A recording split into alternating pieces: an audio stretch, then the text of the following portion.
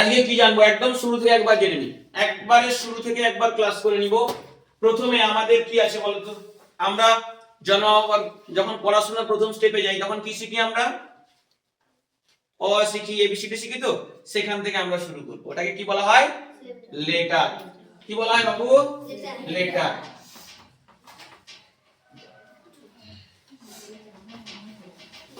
হয়েছে?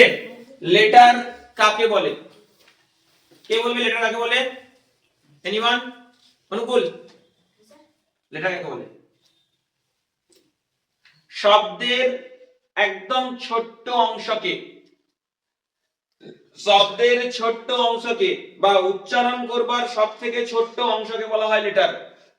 যেমন আমি ধরে নাও লিখছি, কি লিখলাম এখানে? বল লিখেছি, তাই তো? এই বলের লেটার কোনগুলো? এখানে কটা লেটার আছে? একদম শুরু থেকে জানবো কিন্তু আমরা, ভালো করে বুঝবে। এটা একটা লেটার, এটা একটা লেটার, এটা একটা লেটার, আর এটা একটা লেটার। তাহলে লেটার কটি? চারটি লেটার। তাহলে লেটার কি জিনিস বোঝা গেছে বাবু?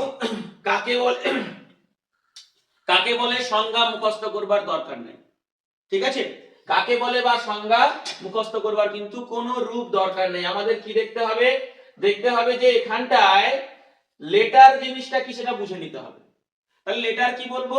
যে শব্দের সব থেকে ছোট অংশ যতটুকু ভাঙা যায়। তাহলে এখানে দেখো কটা ভাঙে? 1 2 3 4 লেটার। এখানে কটা বাবু? 4খানা লেটার। বোঝা গেছে? তাহলে লেটার কি জিনিস বুঝতে পেরেছি আমরা। চলো এরপর লেটারের পরে কি আছে? ওয়ার্ড আছে। কি আছে বাবু? ওয়ার্ড আছে। ওয়ার্ড কোনগুলো? একটু ভালো করে বুঝে নাও, প্রপার গাইডলাইন বুঝে নাও। ক্লাস করবার সময় মাথায় রাখবে তিনখানা জিনিস। কি কি সেটা? একটা, ক্লাসে স্যার কি বলছে সেটা ভালো করে শুনবে। দ্বিতীয়ত কি, সেটাকে অবজার্ভ করবে। তৃতীয়ত কি, বাড়ি গিয়ে সেটা একটু প্র্যাকটিস করবে। ব্যাস 2 থেকে 3 দিন এটা করো, দেখবে এটা আর ভুলবে না। একদম সহজ পদ্ধতিভাবে দিচ্ছি, সহজ পদ্ধতিভাবেই নাও। তাহলে ওয়ার্ড কোনগুলো বাবু? কতকগুলি লেটার মিলে, কতকগুলি লেটার মিলে। তাহলে দেখো লেটার কোনগুলো? এই যে দেখো একটু লিখেছিলাম যে বল, আমি সেটাই লিখছি।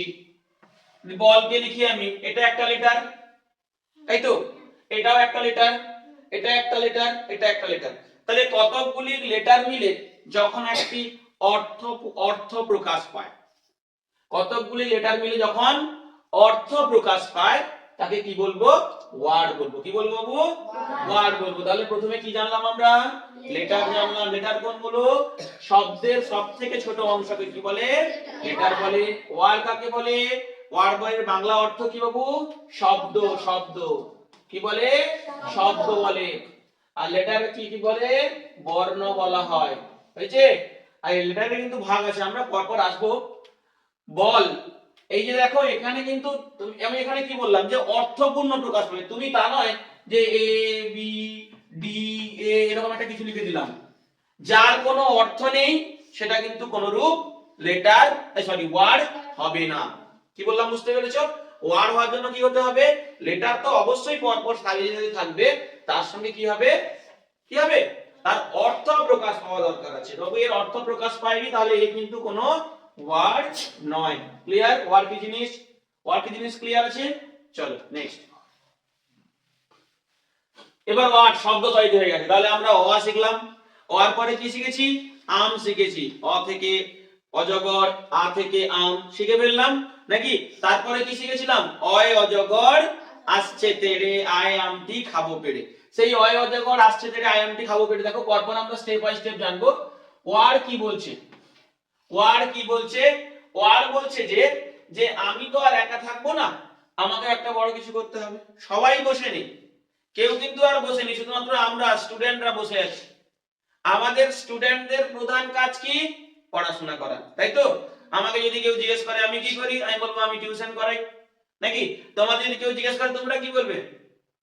তোমাকে আমি জিজ্ঞেস করে কি বলবে? যে আমি পড়তে যাই বলবে। তোমার কি কাজ তো কি? প্রধান কাজ তো পড়াশোনা করা। কিন্তু আমরা উল্টো কাজ করি, আমরা ঘোরাঘুরি খেলাধুলা করে তারপর পড়তে বসি, কিন্তু এটা করা যাবে না। কি বললাম বুঝতে পেরেছো? তাহলে দেখো প্রত্যেকের কাজ করছে, তো লেটারের কাজ করছে, ওয়ার্ডের কাজ করছে, আমরা তাহলে কেন করব না? আমাদেরকেও আমাদের কাজ করতে হবে। চলো তাহলে ওয়ার্ড কি বলছে? ওয়ার্ড হচ্ছে সেন্টেন্সের রূপ। কার রূপ? সেন্টেন্সের ছোট রূপ, ঠিক আছে? তাহলে ওয়ার্ডের এই যে ওয়ার্ড যুক্ত করছে কতকগুলি ওয়ার্ড, কি বলছে? সেন্টেন্স হয়েছে।